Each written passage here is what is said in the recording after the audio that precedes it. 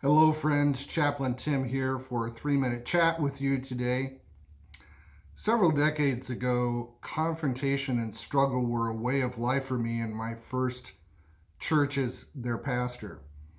In the first 6 weeks of the job, I faced every kind of adverse situation imaginable, to the point that my professional and personal mentor recommended that I take some time off, and I hadn't even been there for 2 months. Although that was a difficult time, the greatest struggle I had was with myself, me. In fact, I spent several years in an extended wrestling match with myself. As a result, I walked away from that struggle profoundly crippled by grace, discovering that weakness is not a liability. Since that time, I walk with an invisible limp, which reminds me I am a different person, one who knows my limits and is much more at peace with myself. Wrestling with our weaknesses, especially in the stressful times of our lives, can help us discover ongoing resilience, genuine humility, and relying on the strength of others. A lot of leadership books and training sessions have strategies for leveraging our strengths and minimizing our areas of weakness. Yet the people who exemplified insightful and timely leadership throughout history were very flawed individuals.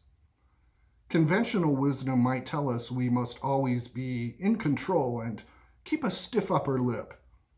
We might equate strength with effectiveness and avoiding emotions.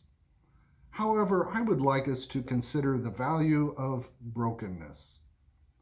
People who have been broken are not preoccupied with protecting their image. They're unfazed by chaos and complexity.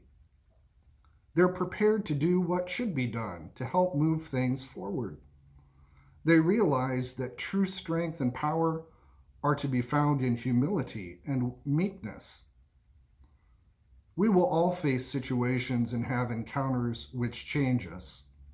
Those events usually come in the form of wrestling with all of the questions and difficulties of an incredibly stressful circumstance. The interchange that can occur comes in the form of a new identity, a new limp, and a renewed understanding of compassion and grace. A new confidence arises, convinced that through disability and weakness, we are strong and able.